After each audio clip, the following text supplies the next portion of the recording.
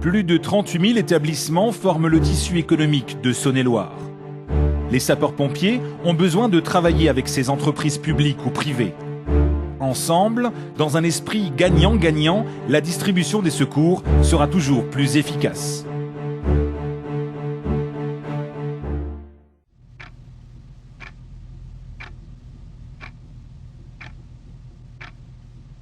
Tout est calme dans les casernes.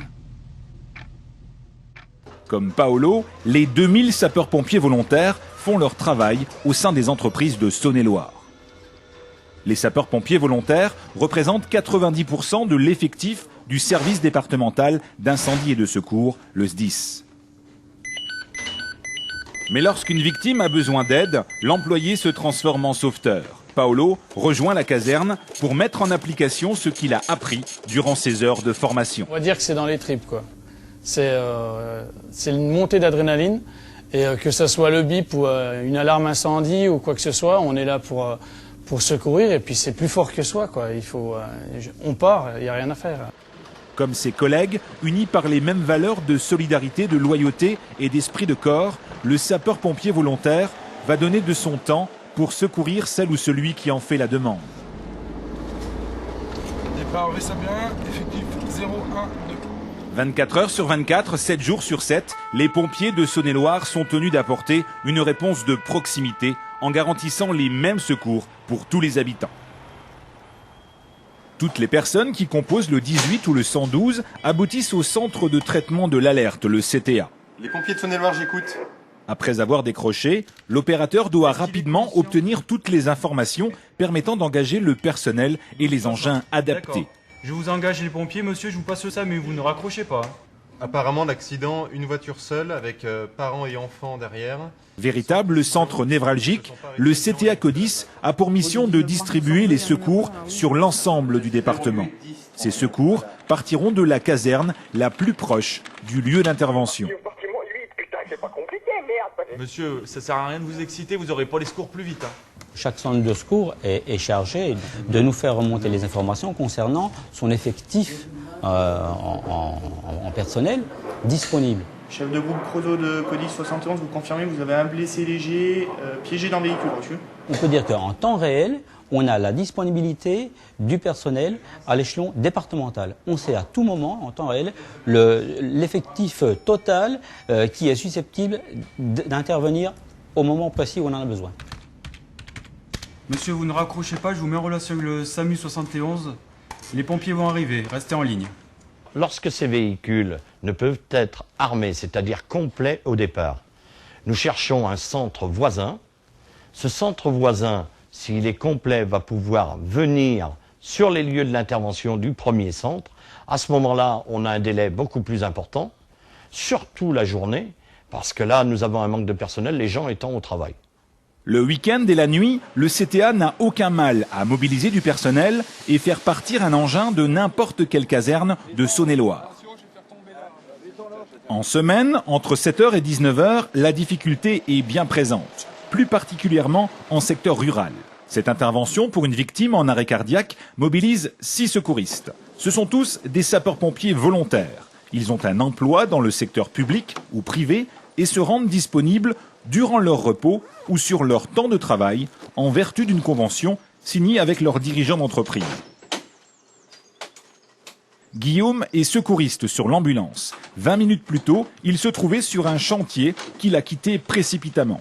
Entré chez les pompiers en 1996, il partage aujourd'hui sa passion de l'urgence avec son métier de couvreur-zingueur. À tout moment, si Guillaume se trouve à proximité de son centre de secours, il indique sa disponibilité. En accord avec son patron, il est autorisé à quitter son emploi 1 à 7 heures par mois afin de monter dans les engins et décaler sur une intervention. Je pense que c'est déjà une grande confiance auprès de mon patron, quoi. Il sait que si mon bip sonne et que je dois partir sur une intervention, il sait que je vais pas aller au café du coin pour boire une bière.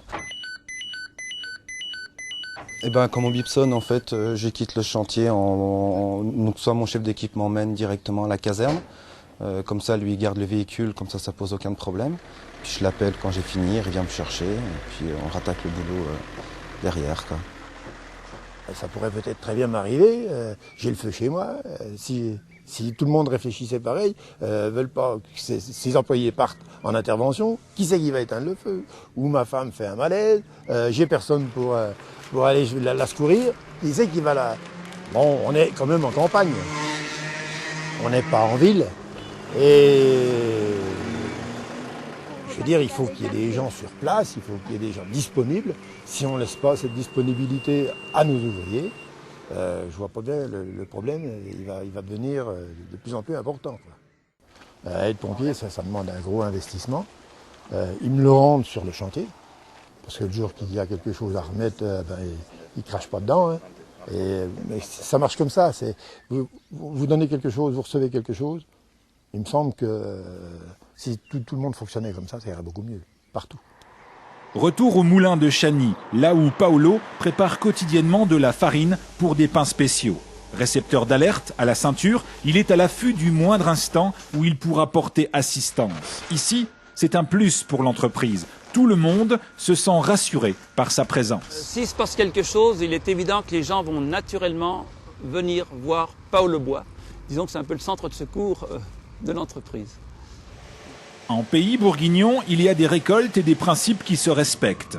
Dans cette entreprise, où une centaine de personnes effectuent principalement des travaux de manutention, l'un des salariés est également pompier volontaire. Si la sécurité est l'affaire de tous, sa double casquette est là encore un avantage pour la direction.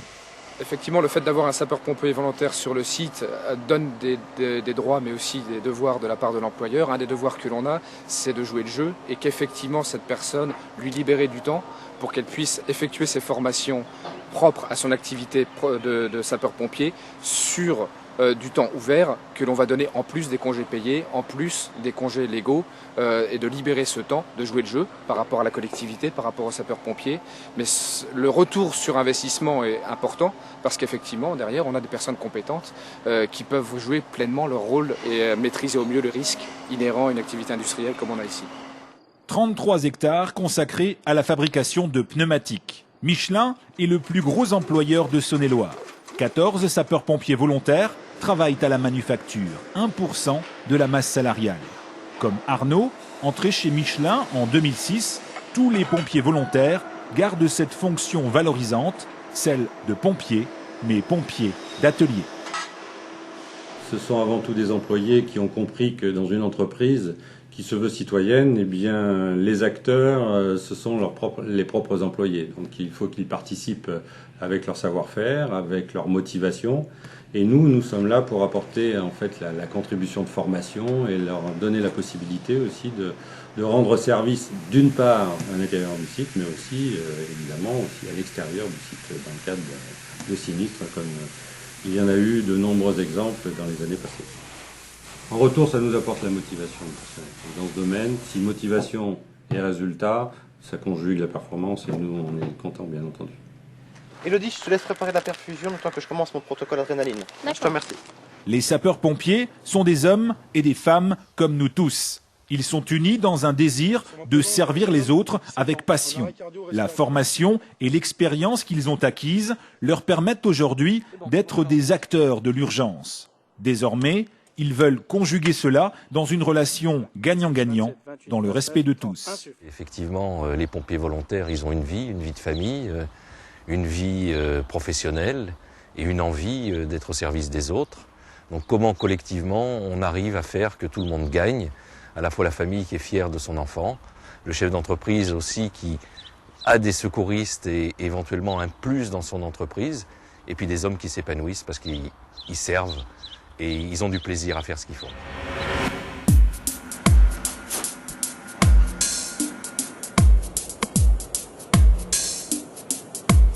Allez, bonne soirée.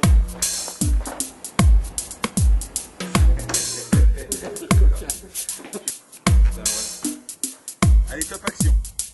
Monsieur, vous êtes à 2 mois? Voilà, faut lever la tête carrément.